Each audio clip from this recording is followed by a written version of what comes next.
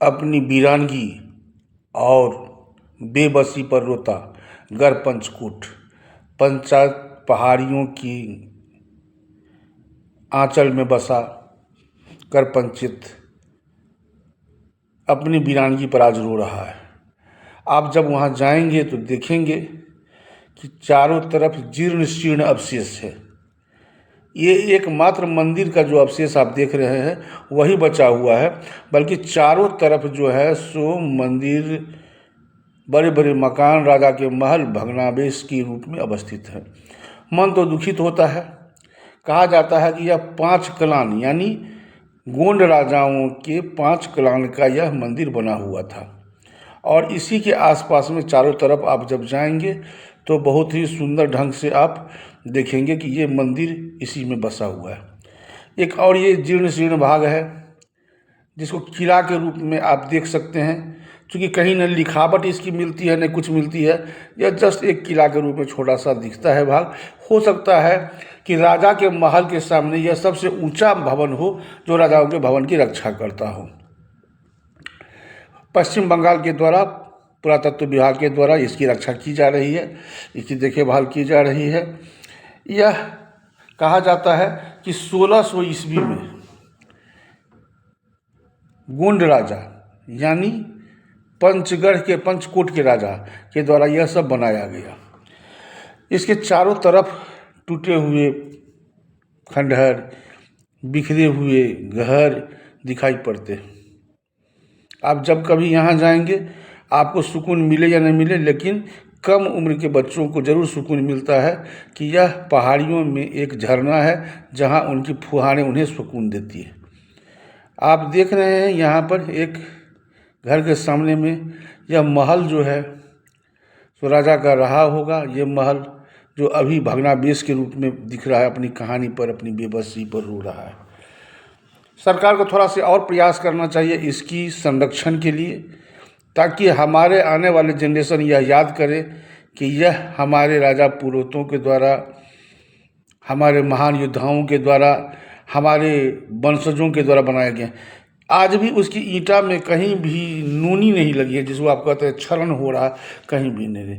मन तो दुखित होता है। सरकार के द्वारा वो प्रयास नहीं किए जा रहे हैं जो होना चाहिए था। यहाँ पर पहुँचने के लिए आप पुरलिया स्टेशन भी उतरकर आप आ सकते हैं, और झारखंड के कुमारधुबी रेलवे स्टेशन से भी आप आ सकते हैं। दोनों रास्ते सुगम है, दोनों रास्ते आप उतर जा सकते हैं। अगर हवाई मार्ग से आना चाहें तो आप कलकत्ता एयरपोर्ट नज़दीक में, वहाँ से 222 किलोमीटर है। मकान की चमक आप देख रहे हैं कितनी सुंदर है। अब देखिए कितना सुंदर लग रहा है, मन मोह लेता है। ईस्वी में जब ये बना था और ये लगता कि मेरे ही पूर्वजों का घर है। उस समय में बर्गी आक्रमण के यह काल कबलित हो गया। बर्गी आक्रमण के चलते यह किला ध्वस्त हो गया। बर्गी आक्रमण का मतलब सिंपली है कि बाहरी आक्रमण, जो बाहर के लोग आ गए। और आपको पता होना चाहिए 1600 ईस्वी में ईस्ट इंडिया कंपनी का आगमन हो चुका था। अंग्रेज के पांव फैल रहे थे। यानी बर्गी का कुछ इतिहास तो नहीं मिलता है, लेकिन इतना मैं ज़रूर जानता हूँ कि कुछ बाहरी आक्रमण लोगों ने किया। एक भगवान का अवशेष मिलता है जो सामने में आप देख रहे हैं। यह अवशेष छिन्न भिन्न अवस्था में है। हमारे भगवान पता नहीं किस हाल में है वो, लेकिन वहाँ पर वो रखा हुआ है। मैं अगली बार जाऊँगा तो ज़रूर उसके संरक्षण के लिए कुछ कोशिश करूँगा। उसके आसपास में अगर आप इतिहास को टटोले तो बंगाल के गढ़ की राजधानी 940 ईस्वी से 1750 एडी के आसपास में वो दिखता है। इतिहास ये बताता है कि 1750 तक वहाँ बंगाल की राजधानी थी। अगर 1600 ईस्वी में गढ़ बना था तो 200 वर्षों के बाद बर्गी आक्रमण के द्वारा इसे ध्वस्त कर दिया गया। वर्तमान में पंचकोट, जो गढ़ पंचकोट के नाम से भी जाना जाता है, आसपास में अगर कुमारधुबी की तरफ से आएंगे तो वहाँ भी इको रिजॉर्ट मिलती है, और बंगाल की तरफ पुरुलिया से भी आएंगे तो इको रिजॉर्ट मिलती है। दोनों तरफ से जाड़े में यहाँ ज़्यादा भीड़ लगती है। पंचकोट रॉयल डायनेस्टी थी, जिसके राजा दामोदर शेखर के द्वारा यहाँ पर बहुत विकास हुआ। दामोदर शेखर के द्वारा अन्य भागों में, पंचकोट के अलावा अन्य भागों में भी बहुत सारे महल प्राप्त हुए हैं जो दिखाया जाता है। कुछ जिलों में इनके खंडहरों की चर्चा भी होती है, लेकिन यहाँ पर जो किलों की जो खंडहर की चर्चा है, थोड़ी सी संरक्षण की आवश्यकता है, थोड़े से।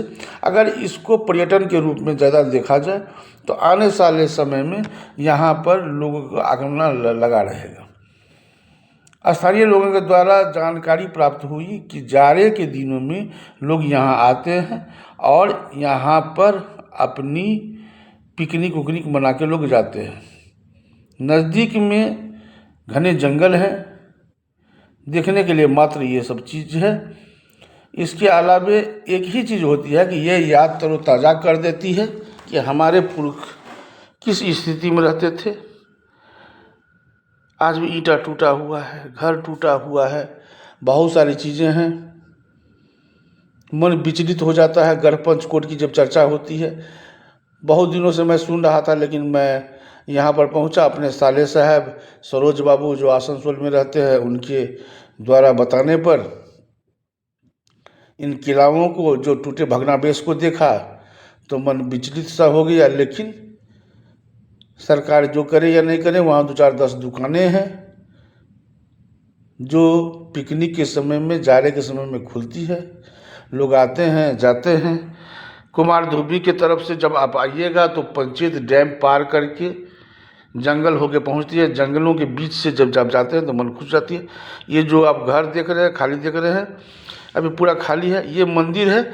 इस मंदिर के अंदर में राधा कृष्ण की प्रतिमा लिखी हुई। मैंने उन्हें प्रणाम किया और आने वाले समय में कुछ करने की आवश्यकता है। मैं जब पुनः जाऊंगा तो लोगों से मिलूंगा, वहाँ रात्रि में विश्राम करूंगा, लोगों से बात करूंगा और देखूंगा कि किस प्रकार हमारे भगवान, किस प्रकार हमारे पुरुष रहे।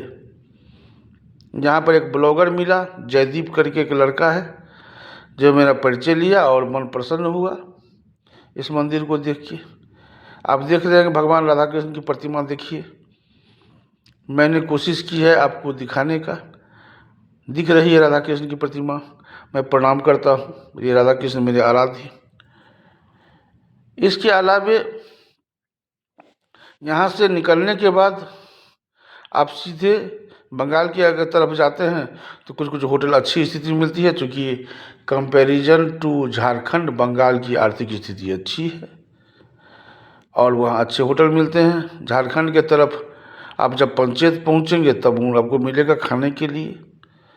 ये मंदिर के चारों तरफ मैंने घूम घूम के फोटो लिया है। आप इसके खंभे देखिए, ईंटें देखिए, आज भी इसकी प्लास्टर, यानी 400 वर्षों का इतिहास गवाह है कि 400 वर्ष पहले जो ये मंदिर बना था आज भी उसी हाल में खड़ा है। कहीं ना इसमें जीर्ण शीर्ण हुई है, न कहीं टूटा है, न कहीं कुछ हुआ है। इतनी सुंदर हाल में ये मंदिर है।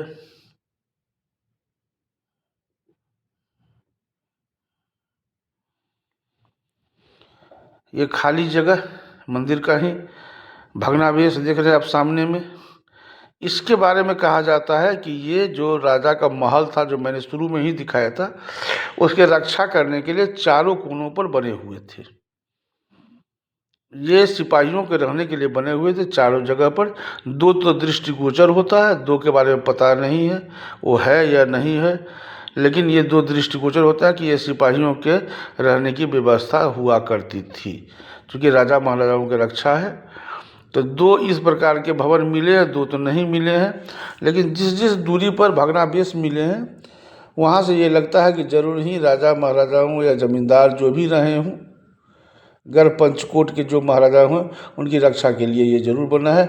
और इस भवन की आकृति भी ऐसी है जैसे लगता है कि यह सुरक्षित कार्य करने के लिए ही बना हुआ है।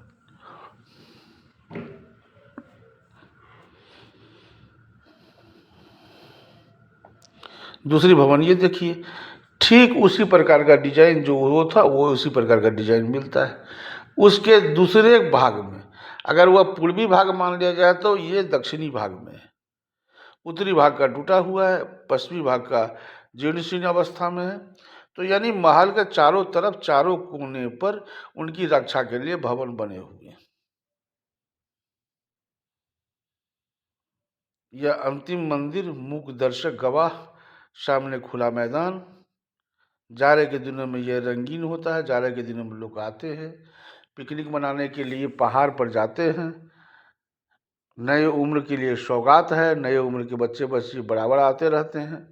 मैंने कुछ बच्चों को देखा गाड़ी पर आते हुए जाते हुए। अच्छा लगता है, उनकी उम्र है अपनी, वो एंजॉय कर रहे हैं, सब कुछ देख रहे हैं। और ये जो बने हुए हैं, झारखंड सरकार तो नहीं, बंगाल सरकार के द्वारा बने हुए हैं। और ये मैं जंगल के बीच से निकल रहा हूँ।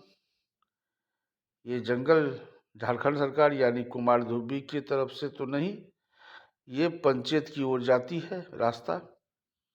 मन मोह लेता है ये जंगल, मन करता है यहीं बस जाऊं।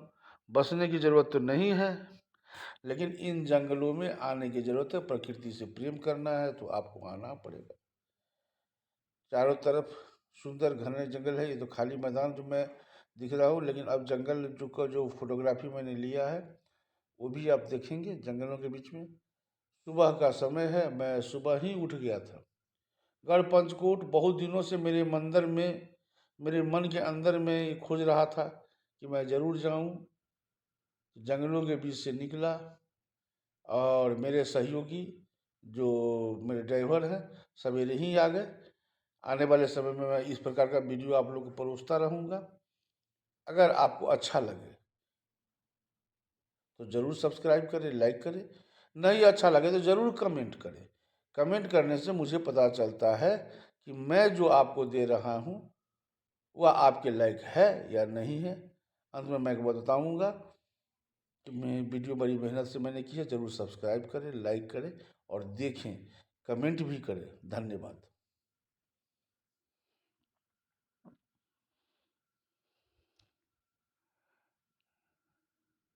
घने जंगलों के बीच हम लोग जा रहे हैं और कहीं भी कोई भय वातावरण नहीं, आराम से जाइए आइए। आप लोगों से भी आग्रह करूंगा कि आप लोग भी जाएं वहाँ पर, कहीं कोई दिक्कत नहीं है, कुछ नहीं है। गढ़ पंचकोट ऐतिहासिक चीज़ देखने की चीज़ है। ऐतिहासिक चीज़ जो हम लोगों से अछूता नहीं रह जाए। हमारा इतिहास क्या कहता है, मैं क्या हूँ। धन्यवाद।